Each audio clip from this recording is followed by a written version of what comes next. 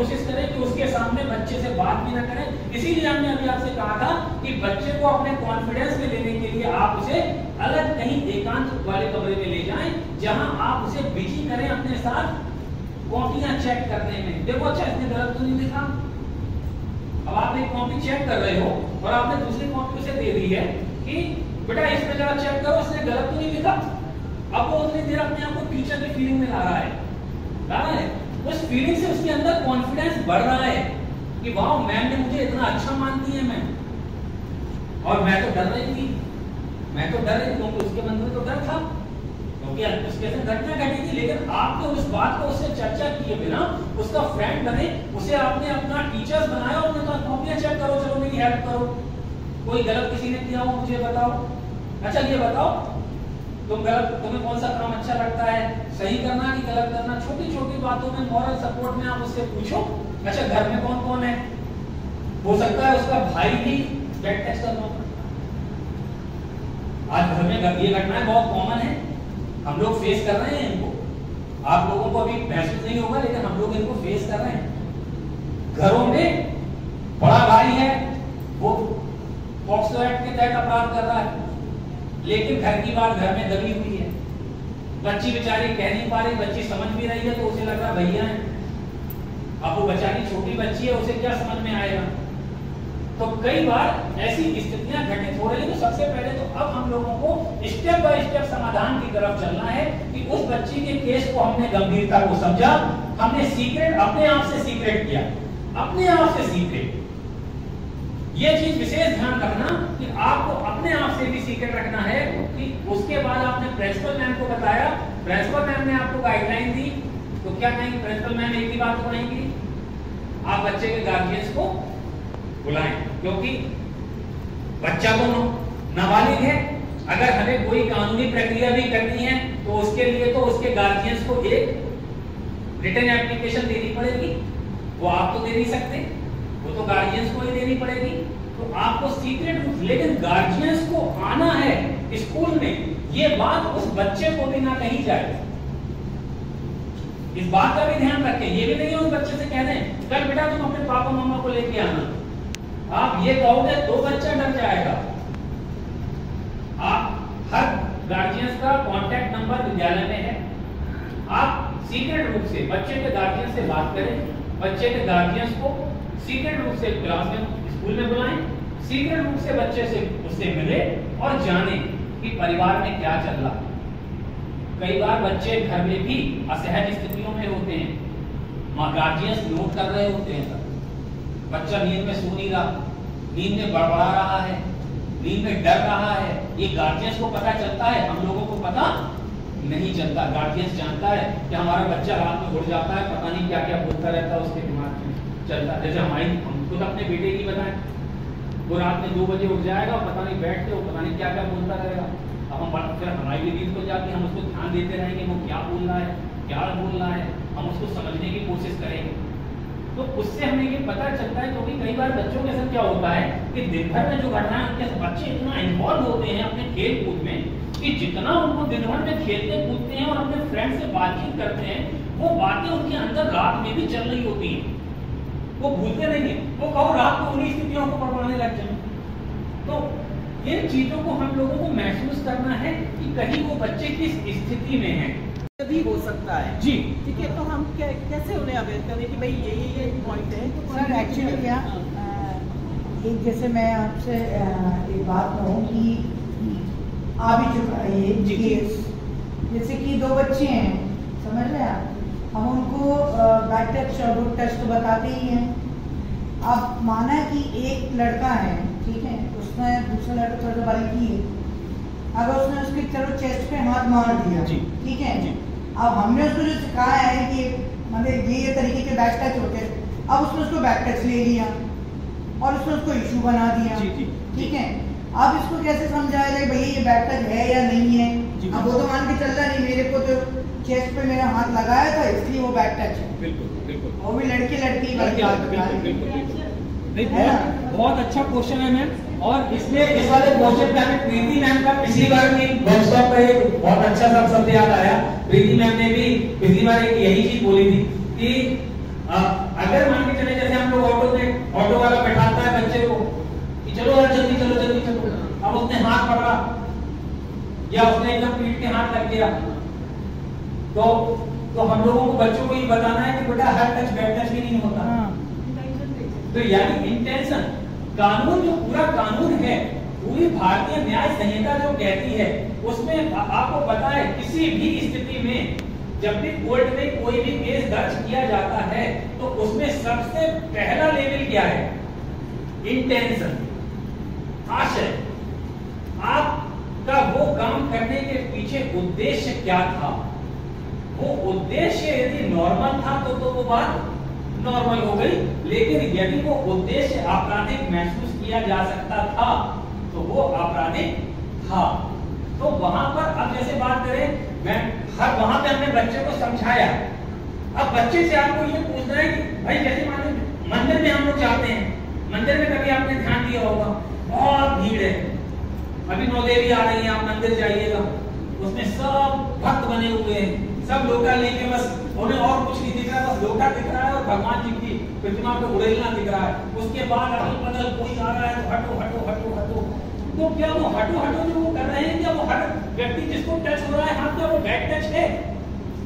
क्या वो उस समय उसको फील करेगा वो बैड टच? सर ये जो चीज अपन कह रहे हैं ना, ये बड़ा इंसान तो जज समझ कर लेता है समझ लेगा कि ये बैक टच के है या नहीं है। जी, जी। अगर आप मंदिर के उस पर भी खड़े हो, the way the person is touching you या आपके पास खड़ा है, वो आपको पता चल जाता है।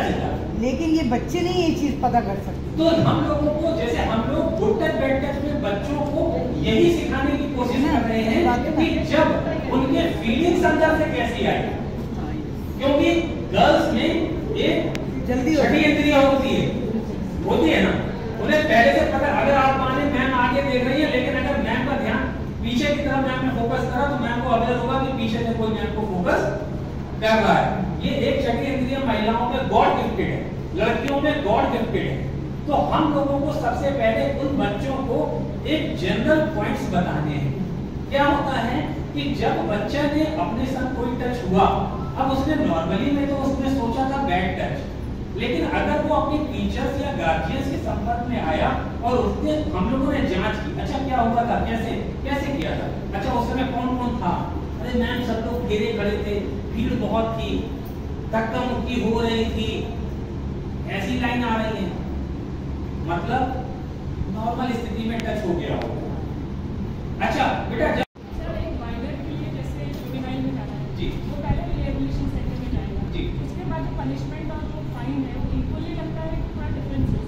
अब एक्चुअली में यहाँ पर भी हम लोग बात करें तो इस बात को भी हम लोग इसको समझे कि मामले की गंभीरता, कोर्ट कहती है कि किसी भी चीज की जो शिकायत दर्ज हुई है या केस चल रहा है, इसमें साबित क्या हुआ, फ्यूचर में जाकर आरोप लगा देना साबित नहीं था, अपराध किस लेवल का है और अपराध किस लेवल पर साबित हुआ, उसके आधार पर देखा जाएगा कि उसे सजा 6 महीने की या जी निर्भया केस को पूरा साबित हो चुका था, 17 ईयर का था। जी जी जी He was in rehabilitation center for 1 year. Ji. So after getting age of 18, तो वो उसको नई फाइन और पेनल्टी का है कि थोड़ा बहुत कम होगा। एक्चुअल में देखिए क्या होता है कि अगर उस स्थिति में बात करें हम लोग कि जब कोई नाबालिग पकड़ा जाता है तो नाबालिग को जैसे मान लो कोर्ट ने सजा दे दी तो कोर्ट उसे कहां तक की सजा, बस सजा का मतलब होता है बाल सुधार गृह, बाल सुधार गृह में भेजा जाएगा उसे, लेकिन उसे बड़े अपराधियों की तरह सजा नहीं। यही तो हुआ था उसमें, यहाँ रॉन्ग था, बिल्कुल ये बात बिल्कुल रॉन्ग थी, ये बात बिल्कुल सच है, क्योंकि जब वो अपराध करने में नाबालिग नहीं था वो नाबालिग सजा में नाबालिग कैसे हुआ? मुझे लगता है लॉ चेंज होना चाहिए, बिकॉज़ 5 ईयर पहले जो 18 ईयर के बच्चे थे वो 16 ईयर मेंटल लेवल सेम हो चुका है। और आप देखिए कि पॉक्सो एक्ट 2012 में आया, निर्भया केस 2012 का था ना। एक्चुअली में 2012 में ही इस एक्ट की जरूरत तभी महसूस की गई, तभी इन्होंने उसमें कई ऐसे, अभी इसके बाद 2012 में तो एक्ट बना जिसमें बच्चों के अपराधों से जुड़ी हुई छोटी सी छोटी चीजें काउंट की गई, और इसके साथ में इसमें 2019 में संशोधन भी किए गए। 2019 में पॉक्सो एक्ट में संशोधन भी किए गए, कई ऐसे पॉइंट भी जोड़ दिए गए जो पहले नहीं थे। तो वो मामले की गंभीरता के अनुसार जैसे जैसे हमने आपसे अभी कहा, देखो हम आपको बता, अब ऐसा नहीं है कि 2019 में संशोधन हो चुका तो अब नहीं हो सकता। मैम ने कहा गलत है, यहाँ पे बैठे हुए लगभग सभी टीचर्स कहेंगे ये कानून गलत है, लेकिन फिर वही बात कि अगर हम कहें मैम ये लिख कर दे दो आपको प्रधानमंत्री के नाम से, और बस उसके पीछे आप अपने एक आधार कार्ड की कॉपी लगा दो और आपको कहीं नहीं देना है, सिर्फ आपको यहीं पे एक वर्कशॉप करेंगे हम लोग, एक वही वर्कशॉप करेंगे, यहीं पर एक प्रॉपर फाइल में वो पूरी एप्लीकेशन जमा हो जाएगी और उस पर मैम अपनी ओर से एक लेटर एनजीओ की तरफ से लगाएंगी और वो पूरा लेटर जाएगा पूरी मंच के साथ बनके कहां एक प्रधानमंत्री महोदय, मुख्यमंत्री महोदय, न्याय एवं अधिकारिता मंत्रालय और कानून मंत्री, इन सबके पास जो अलग अलग जाएगा, तब ये बात प्रस्ताव आएगा संसद में, तब संसद में होगी पक्ष विपक्ष की बहस, फिर होगा वो पूर्ण बहुमत से पारित, उसके बाद होगा संसद। तो यहाँ पर हम लोग महत्वपूर्ण हैं उस घटना के लिए कि यदि हम संशोधन किया, जैसे आपने कहा ये गलत है, तो उसको गलत को आवाज उठानी है संसद में, तो संसद में आवाज उठाने के लिए इसमें तो अपने सांसद जी भी आ जाएंगे ना, तो सांसद जी बनेंगे आपके बीच के चीफ गेस्ट और संस्था बनेगी, एनजीओ बनेगी आपकी, आप लोगों की तरफ से प्रतिनिधि, और जब एनजीओ देगी तब वहां पर सांसद महोदय संसद में वो प्रस्ताव दे सकते हैं। ये बेसिकली एक पूरा सिस्टम चलेगा। तो मतलब, और अगर अलग अलग है मतलब समथिंग इज रॉन्ग, आपको अपने आप आभास होगा कि समथिंग इज रॉन्ग, आपको वहां पर जांच करनी है जहां पर गलत हुआ, वो चीज आप जांच करो, उस जांच के आधार पर आप अपनी बच्चे को, लेकिन किसी भी स्थिति में चाहे बच्चा गलत आरोप भी लगा रहा हो, लेकिन उस समय आपको बच्चे को सपोर्ट करना है। दूसरा बच्चा जो आरोपी है उसे भी अपराधी नहीं मान लेना है उस समय, क्योंकि वो अपराधी मानने का राइट कोर्ट के पास है। जब तक कोर्ट उसे अपराधी नहीं मानती तब तक वो सिर्फ आरोपी है, ना कि अपराधी। आरोपी और अपराधी में यही अंतर होता है, आरोप किसी के ऊपर भी लगाया जा सकता है, लेकिन आरोपी बनना, अपराधी बनना नहीं होता। इसलिए ध्यान दें इस बात को कि किसी ने आरोप लगा दिया तो वो आप कहें कि हम उसे अपराधी की तरह ट्रीट करेंगे, ये गलत है। आरोप लगा देना सिंपल टॉपिक है, आप दोनों के, हम तो कहें तो टीचरों में भी लड़ाई हो जाए तो एक दूसरे पर आरोप भी लगाएंगे, कोई ये नहीं कहेगा मेरी गलती थी, क्या कहेगा? नहीं, वो एक दूसरे पे मैं मिस्टेक हो फलाना कहेगा वो। तो उस समय प्रिंसिपल मैम क्या करेगी? निष्पक्षता से जांच। आपको ये कहना था, आपको ये नहीं कहना था, होगा आप यहाँ पे रॉन्ग हैं, आप यहाँ पर सही हैं, बोलेंगे ना मैम, उससे क्या पता चलेगी? निष्पक्ष जांच। तो निष्पक्ष जांच के बिंदुओं पर हम लोग आगे बढ़े और बच्चों के भविष्य को खुशहाल। और कोई क्वेश्चन हो मन में? अपने स्कूल मैनेजमेंट को अपने साथ लेना है, सिर्फ प्रिंसिपल मैम को, इसके अलावा किसी को नहीं। यानी वो बात जो आपने जानी, बच्चे ने आपको बताई, वो सिर्फ बच्चा जानता है, आप जानते हो और प्रिंसिपल मैम जानते। और अगर प्रिंसिपल मैम के बगल में कोई और भी बैठा है, उस समय कोई वर्किंग के लिए आया है या आप कोई डिस्कस कर रहा है, तो उस समय भी आपको प्रिंसिपल मैम के सामने वो बात नहीं करनी है। यानी कोशिश आपको और यही करनी है कि वो बात बिल्कुल अकेले में हो और बच्चे को कभी ये सुनाई ना पड़े कि आपने उसकी बात को किसी और से शेयर किया। इससे बाद बच्चे का भरोसा आप पर बढ़ेगा। गार्जियंस को बुलाया आपने, गार्जियन से एक एप्लीकेशन ली, पहले तो गार्जियन से पूछा, गार्जियंस की स्थिति को समझा, बच्चे का घर माहौल का पता किया, स्थितियां पता की, जांच करने। इन बिंदुओं से आपको क्या कानून नहीं बनेगा, इन स्थितियों से आपको जांच करने में आसानी होगी, आपको चीजों को समझने में आसानी होगी। अपने आईक्यू लेवल से आप समझ पाओगे कि बच्चों के साथ इस प्रकार की घटना कैसे घटे।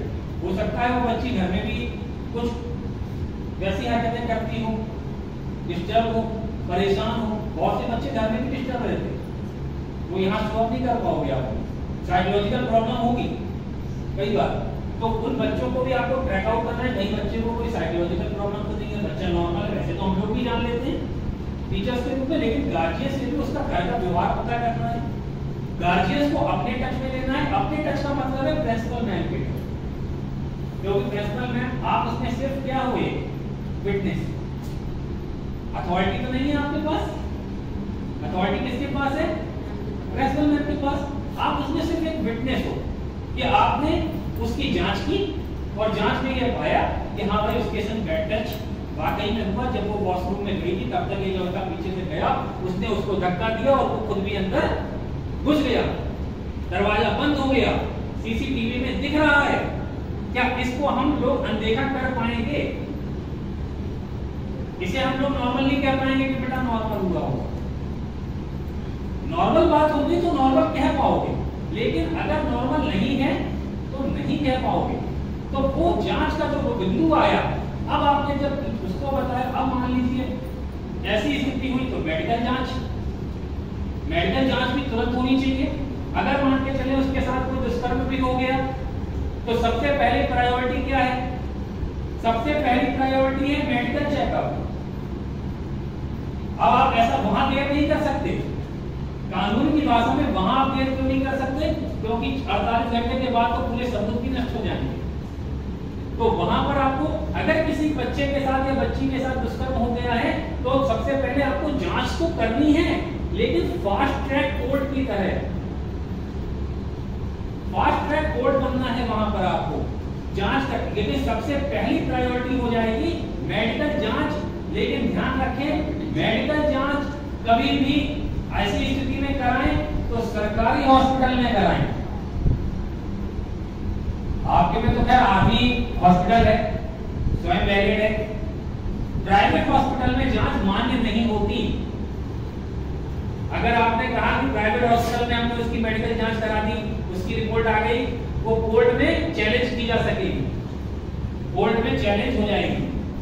क्योंकि ये माना जा सकता है कि प्राइवेट तो कमर्शियल एक्टिविटी करते हैं, वो पैसा लेकर भी आपसे जांच बना सकते हैं। इसीलिए आपको वो सबसे पहले जांच कराने की जब बात आए, यहाँ भाई मिलिट्री हॉस्पिटल है, क्योंकि आर्मी स्कूल है, तो यहाँ का पहला राइट किसके पास? Army hospital. और अगर आप सिविल में हैं, सिविल एरिया में हैं, तो आपको मेडिकल जांच कहाँ करानी है? Civil hospital.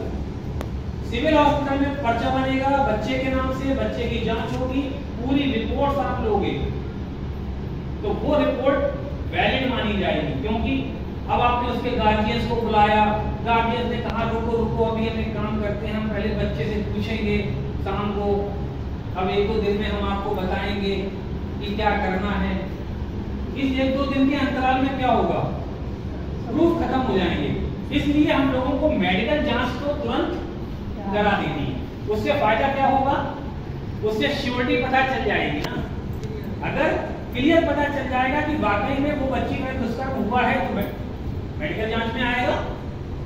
कहीं ना कहीं स्क्रैच आए होंगे, नाखूनों के निशान होंगे, जिसके नाम पे वो आरोप लगा रही है उसके नाखूनों में होंगे स्किन के, ये छोटी छोटी चीजें होंगी, ये प्रूफ है। उसकी भी जांच करवाएगी तो वो क्या करेंगे? उनके नाखूनों, यहाँ पे अगर उसके स्क्रैच है तो दूसरे के नाखून देखे जाएंगे ना। उसके भी ये देखा जाएगा कि वो की लड़की को अगर स्क्रैच आया है तो लड़के को भी कहीं ना कहीं स्क्रैच आया होगा, वो भी चेकआउट किया जाएगा। तो ये पहला स्टेप होगा मेडिकल जांच। कि एक बार सिविल हॉस्पिटल में तो गड़बड़ हो सकती है, लेकिन आर्मी हॉस्पिटल में गड़बड़ नहीं हो सकती, भाई डिसिप्लिन मुख्य है। तो इन चीजों को ध्यान दें। और कोई मन में किसी के क्वेश्चन हो तो जरूर पूछें जी। हाँ, ये बहुत अच्छा प्रश्न है। गार्जियन से इन्वॉल्व हो तो अब बात फिर वही आएगी कि वो घटना कहां घटी, स्कूल में, तो उस घटना के संबंधित प्रूफ्स कहां होंगे? गार्जियन क्या कर लेगा? गार्जियन इन्वॉल्व हो मतलब गार्जियन के द्वारा की जा रही है। अच्छा, गार्जियन के द्वारा ही अगर बैठकर या दुष्कर्म किया जा रहा हो।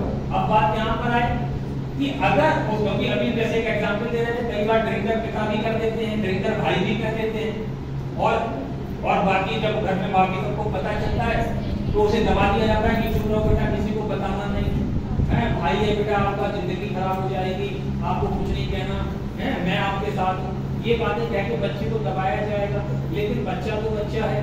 अब आपको जैसे आपने कहा तो इसका मतलब है कि आपको हिंट बच्चे ने दिया, तभी तो आपको पता चला ना, वैसे कैसे पता चल भाई? आपको पता चला तो तुरंत आपको बच्चे के साथ पूछना है, बच्चे से क्या करना चाहते हो आप, बच्चे से पूछना है क्या करना चाहते हो आप।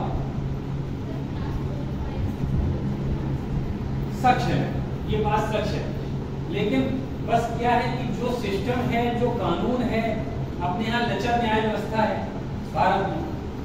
मजबूरी ये है कि हम लोग बहुत सी चीजें जान भी रहे होते हैं, लेकिन कानून को चाहिए सबूत और गवाह। बिना इसके सभी बातें आरोप तो लगाए जा सकते हैं, आरोपों को साबित नहीं किया जा सकता। और आप आरोप लगा के आप किसी को बाइज्जत बरी करवा दो, होगा ये भाई? अगर सबूत नहीं होंगे, गवाह नहीं होंगे, आपकी तारीखें तो चलेंगी, तारीखें तो चलेंगी, लेकिन वो तारीखें कभी न्याय का आदेश नहीं बन पाएंगी। एक समय ऐसा आएगा कि आपको जज भी एक चीज कहेगा, सबूत और गवाहों के अभाव में मुजरिम को बाइज्जत बरी, फिर वो उसको और एनकरेजमेंट दे छूट जाएगा। तो इसलिए जुवेनाइल कोर्ट, बच्चों से संबंधित केस इसीलिए जुवेनाइल कोर्ट में देखे जाते हैं। जुवेनाइल कोर्ट में बच्चों के लिए एक स्पेशल बाल संरक्षण समिति है जो कार्य करती है। CWC आपने नाम सुना होगा, चाइल्ड वेलफेयर कमेटी होती है, हर जिले में है, अपने यहाँ भी है, अपने यहाँ बनी हुई है BKD पे जो मुन्ना पावर हाउस है, उसके जस्ट सामने आप देखिएगा तो किशोर न्याय बोर्ड का नीचे इलाहाबाद बैंक है और ऊपर फर्स्ट फ्लोर पे वो अपना ऑफिस है, वो जुवेनाइल न्याय बोर्ड है। वहां पर बच्चों की गिरी, जैसे आपने केस दिया तो आप केस कहाँ दो? जुवेनाइल में दो। फायदा क्या होगा? फायदा क्या होगा?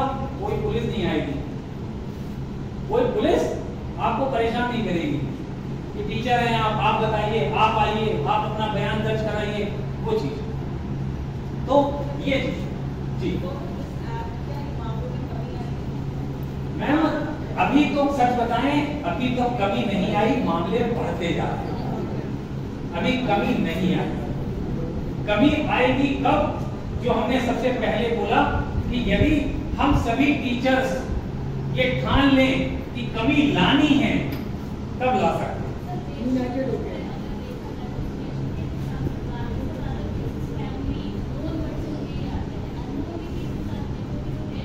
बिल्कुल अननोन के पर्सन, देखो अननोन से आजकल क्यों है, देखो हम आपको बताएं, कानून की जो शक्ति आई, पॉक्सो एक्ट की शक्ति आई, और इसके अलावा 2-4 एग्जाम्पल बनाए गए। अनजान व्यक्ति सच बताएं आज के समय में एक जेंट्स एक महिला से डरने लगा है। अभी तक आपने सुना होगा, अभी तक महिलाएं डरती थी जेंट्स से। इसमें हमारे शिक्षक भाई भी हमारा समर्थन करें तो बात पूरी बनेगी। आज सबसे बड़ी चीज क्या है? पहले ये समस्या थी कि महिला कहती थी मैं अकेले जाती हूँ तो मुझे डर लगता है। अब जेंट्स कहता है कि भाई इस रास्ते में बहुत महिलाएं जाती हैं, मुझे डर लगता है। ये प्रैक्टिकल है। क्यों? क्योंकि वो बेचारा, अगर वो महिला 2 लाइनें एक FIR में लिखकर दे आएगी, उसको जीवन गुजर जाएगा, वो अपने आप को निर्दोष साबित नहीं कर पाएगा। ये सच है। और लास्ट में इन दोनों में होगा क्या? इन दोनों का समाधान कानून की भाषा में एक है, पुलिस वाले बीच में पैसा खाएंगे दोनों पक्षों से, वकील पैसा खाएंगे।